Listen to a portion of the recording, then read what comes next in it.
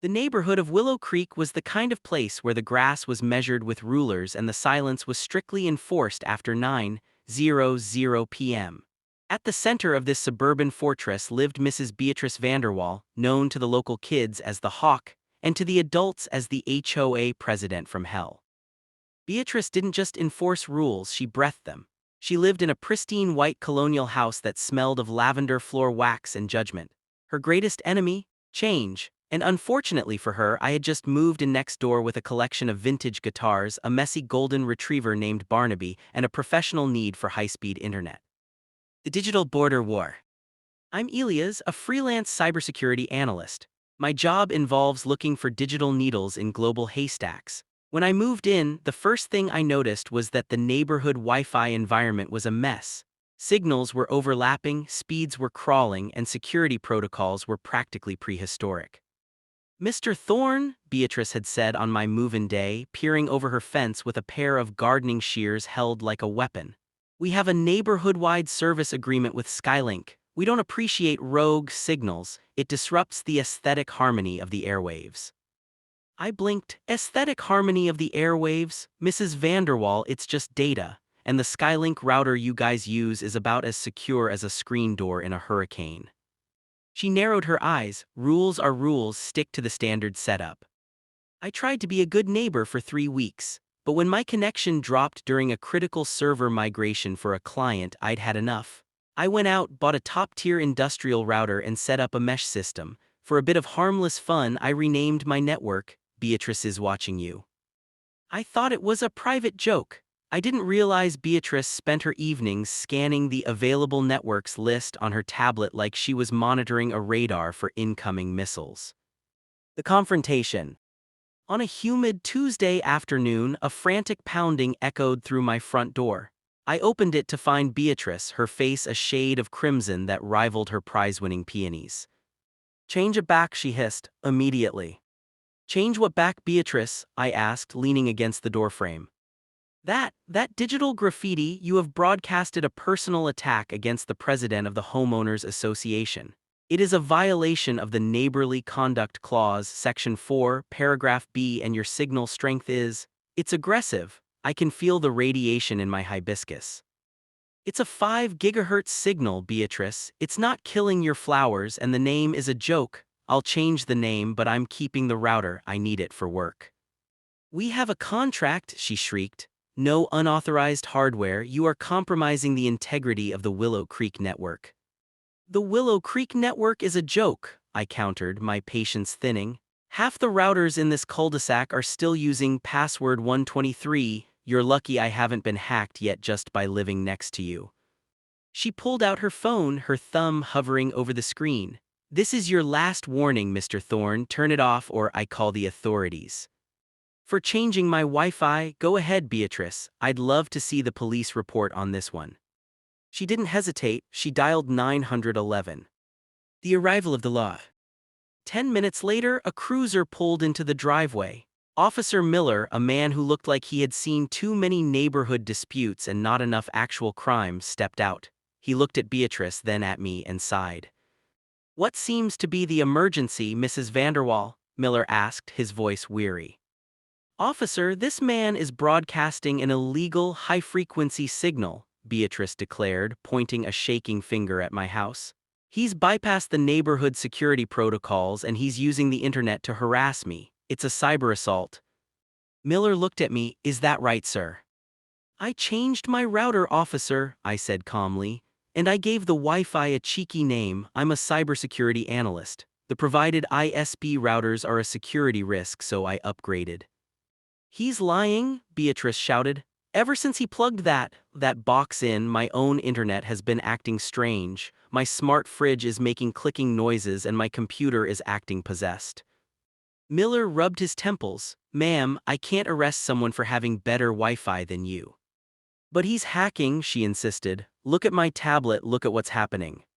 She thrust her iPad into Miller's hands. I leaned in, curious. What I saw made the hair on the back of my neck stand up. Beatrice's screen wasn't showing the Wi-Fi list anymore. It was scrolling through lines of green text code at a blistering speed. "Wait," I said, my professional instincts kicking in. "Officer, let me see that." "Hey, back off," Miller said, but he held the tablet so I could see. "That's not my router causing that," I whispered. "That's a remote terminal execution. Beatrice, where did you get those standard HOA routers from?" "They were provided by the management company Secure Home Solutions," she snapped, "selected by the board 2 years ago." The discovery. "Officer," I said, my voice dropping an octave, "I need you to come inside, not to arrest me but because I think Mrs. Vanderwall just accidentally showed us a major crime in progress." Miller was skeptical, but the frantic activity on the iPad was undeniable. We stepped into my office, Beatrice following behind, huffing about illegal entry despite the fact that she was the one who followed us in. I sat down at my rig and fired up my packet sniffer. Because my new router was powerful enough to pick up the surrounding signals with crystal clarity, I could see the Willow Creek network traffic. "Look at this," I said, pointing to the monitor. "All the data from every house in this neighborhood, credit card numbers, private emails, passwords, it's not going to the ISP, it's being diverted." "Diverted where?" Miller asked, leaning in. "To a localized server," I said, my fingers flying across the keys. "Someone didn't just sell you routers, Beatrice, they sold you skimmers.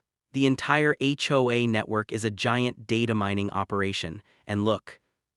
I traced the IP address. It wasn't in Russia or China. The signal was being bounced to a physical location less than 200 yards from where we were standing.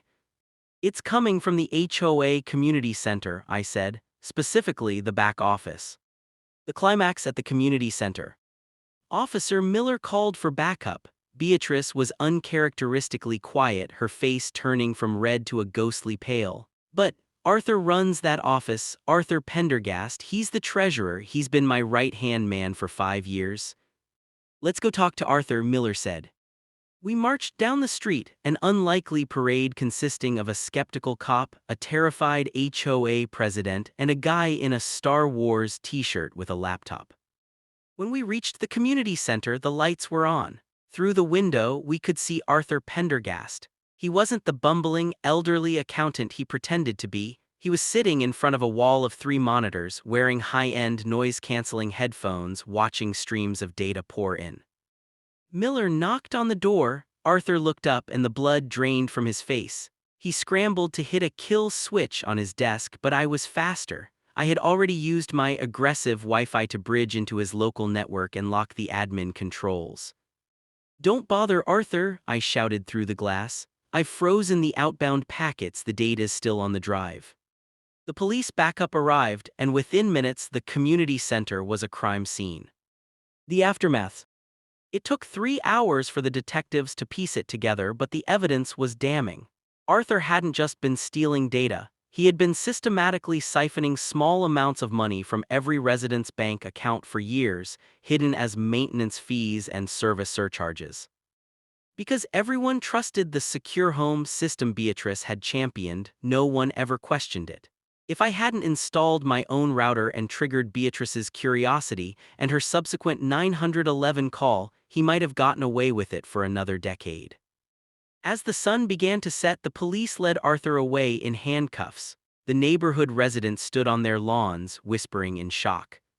Beatrice stood on the sidewalk looking smaller than I'd ever seen her. Her rigid posture had collapsed. She looked at her iPad, then at me. "He was my friend," she whispered. "I thought I was keeping everyone safe with those rules. I thought I was in control." "The problem with walls, Beatrice," I said gently, "is that they don't just keep people out, they keep you from seeing what's happening inside." She sighed, a long, weary sound. "I suppose your network name was accurate. I was watching, I just wasn't looking at the right things." A new signal. The next week, the HOA held an emergency meeting.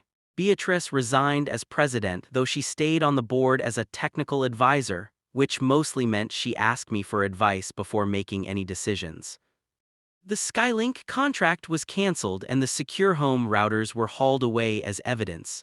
I ended up helping the neighborhood set up a real, encrypted and transparent network.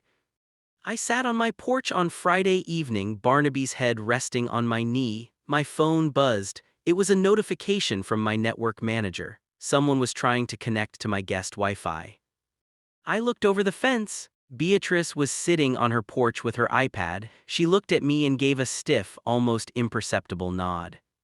I checked my available networks list. A new signal had appeared from her house. She had finally set up her own router. The network name, Beatrice, is now encrypted. I chuckled and turned back to my book. The airwaves in Willow Creek were finally in harmony, not because of the rules, but because we finally stopped pretending that a white picket fence was enough to keep the world away.